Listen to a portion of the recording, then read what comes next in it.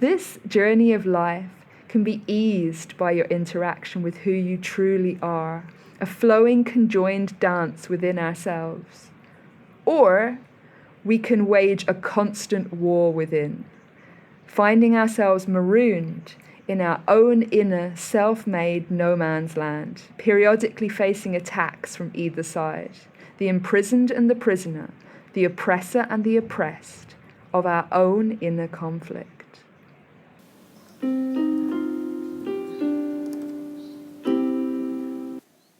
On Stories of Self, we go on journeys into the lives of ourselves and others.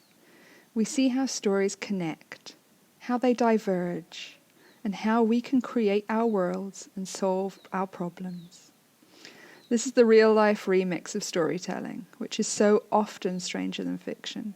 So come and sit around the fire, chill by the ocean, or get a coffee with me, as I delve into the stories of self that make, break, and remake us. Some stories are dramatic, some are serene, some will magically mirror you, and some will be delightfully different.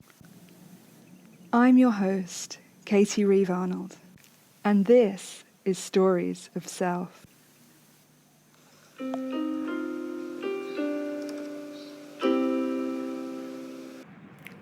So, in the past couple of weeks on Stories of Self, we've talked with guests about how to move forwards in what we want without becoming stagnant or fearful, and about how we can find we have structured relationships that repeat our past rather than creating the future we want.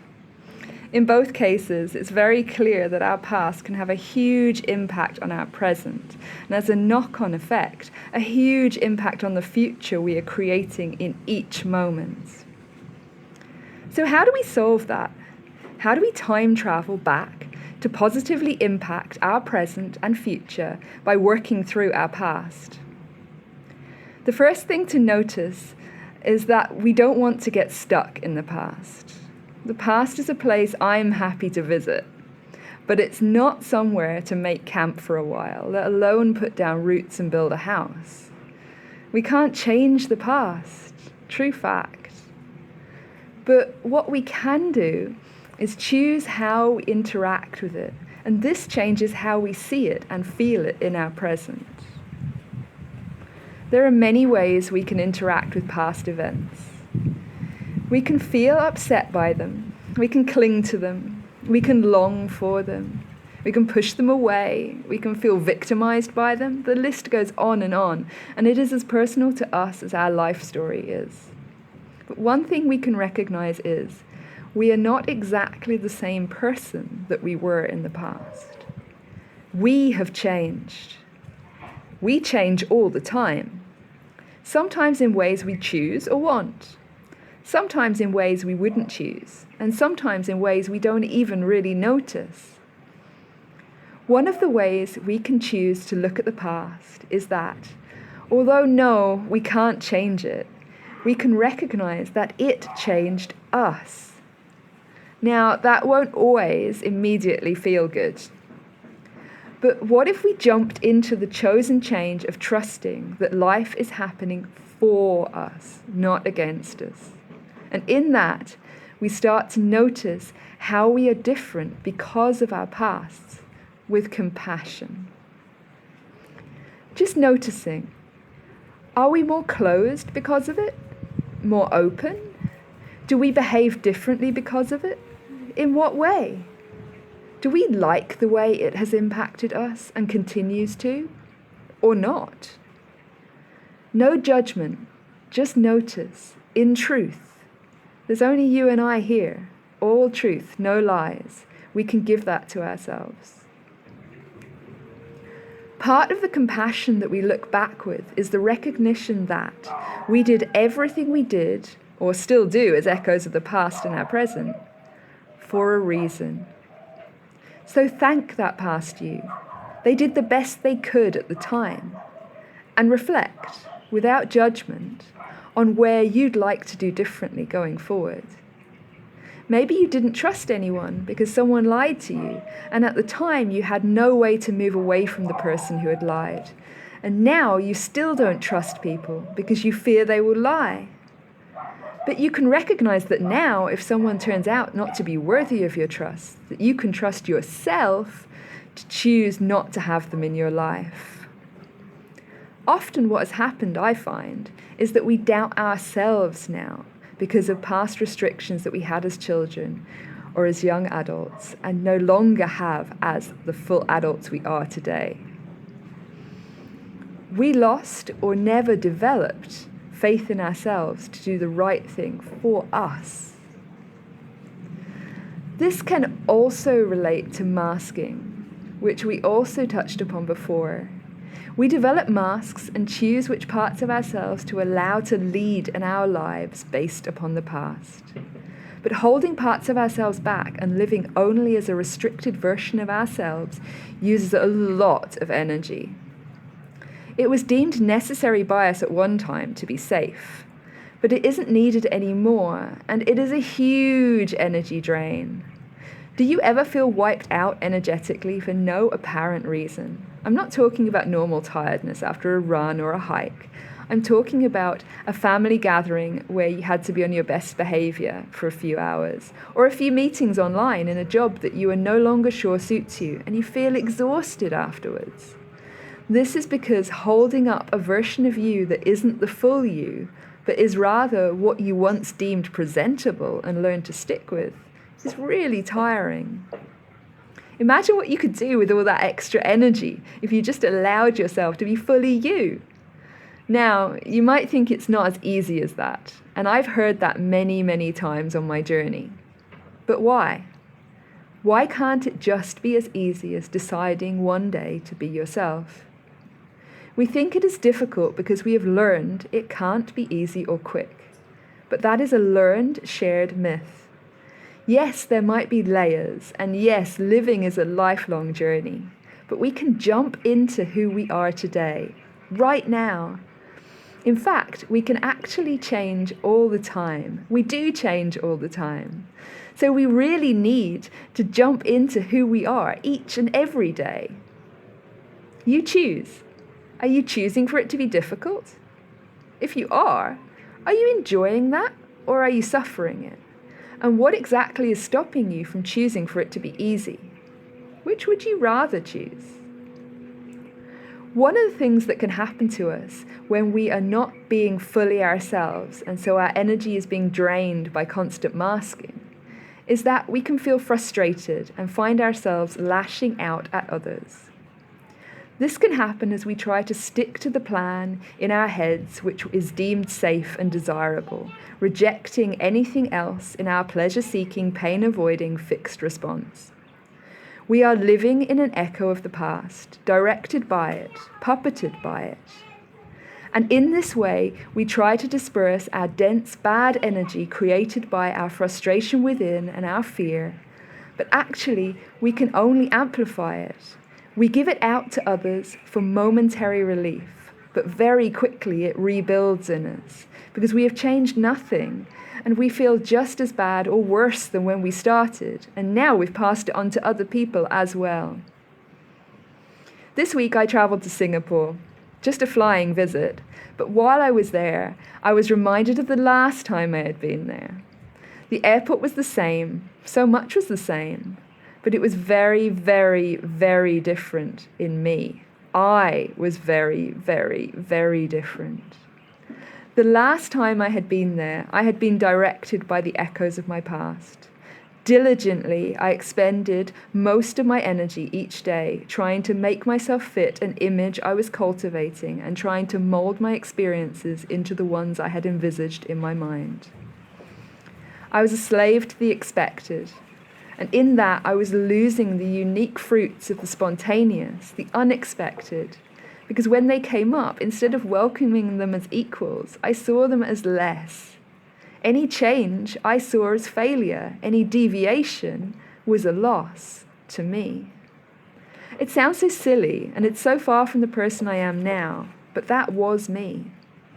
And I tortured those around me with it. But most of all, I tortured myself. I held myself back from all that was possible by fixating on planning for the probable. I lost infinity, fixated on the finite. I let the past rule me unknowingly and just kept working on solving the present over and over and over again.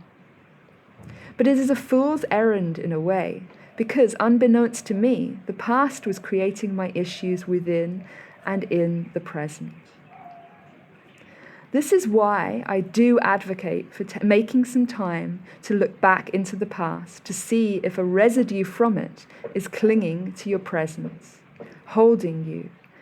It's dancing zombie, locked in a single repeated dance.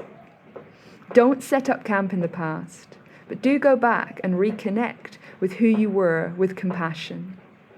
Reimagine what happened based upon an acceptance that you tried the best you could then.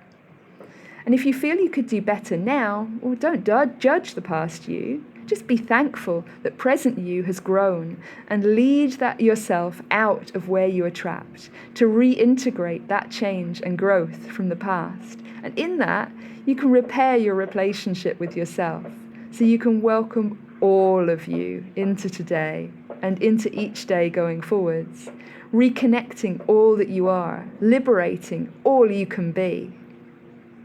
No more splitting yourself into good, bad, right, wrong, safe, unsafe, wanted, unwanted, and any other categories. Welcome all of you. After all, you are going to spend every single moment of your life with only one person. You. Other people come and go, and we should let them. We can let them. Once we love being with the person we are in life. Once we love being with ourselves. And it doesn't need to be difficult, and it doesn't need to take a long time. Try it. Try jumping into loving being with you today.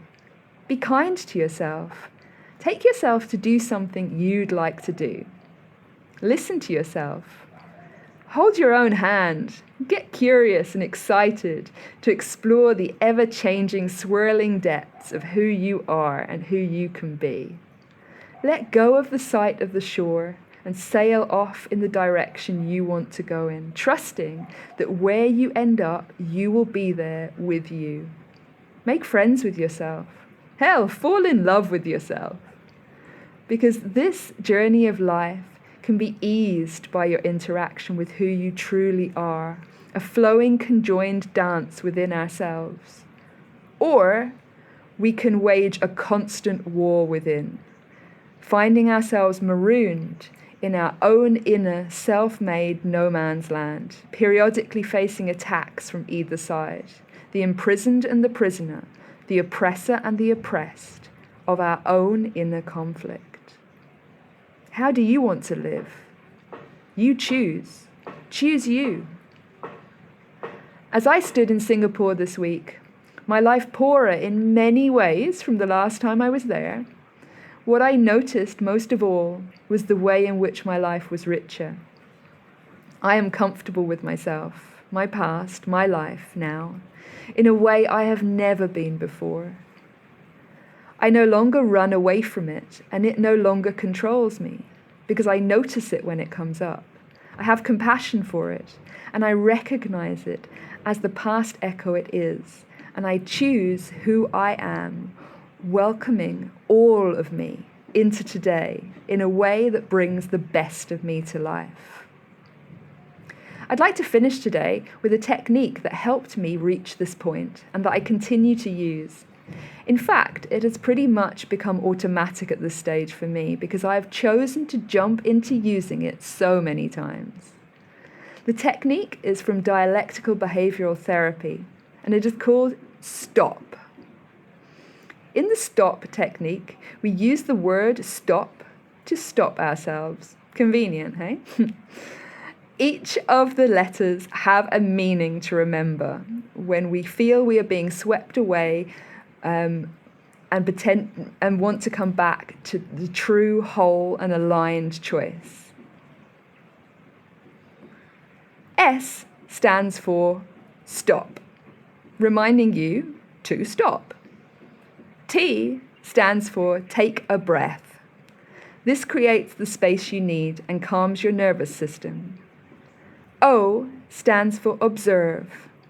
Observe how you're feeling and, with compassion, consider the origins of your feelings, potentially in the past.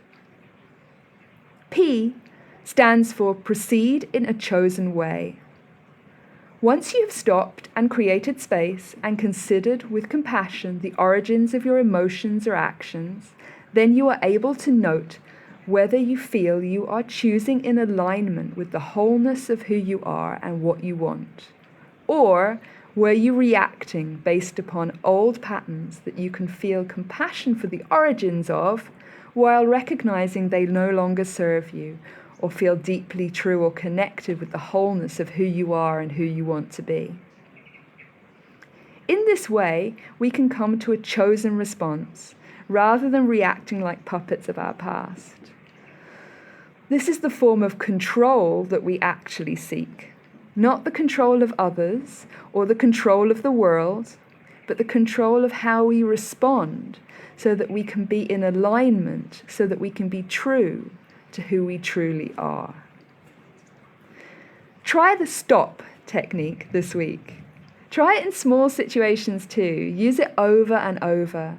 Make it a new chosen pattern and see how then it becomes easy to use it in big situations too, and how you can jump into using it, and it can help you jump into being the whole and authentic you that you want to be every day, creating your story, the one you want to tell. We are all telling our stories, and we are all telling ourselves stories about it all. Are you brave enough to walk with me into hearing, considering, and understanding the stories we tell? Join me next time, where we'll be considering more stories and illusions and stepping into creating the freedom we desire. Every moment, we are who we are choosing to be. You choose. Choose you, because your story matters.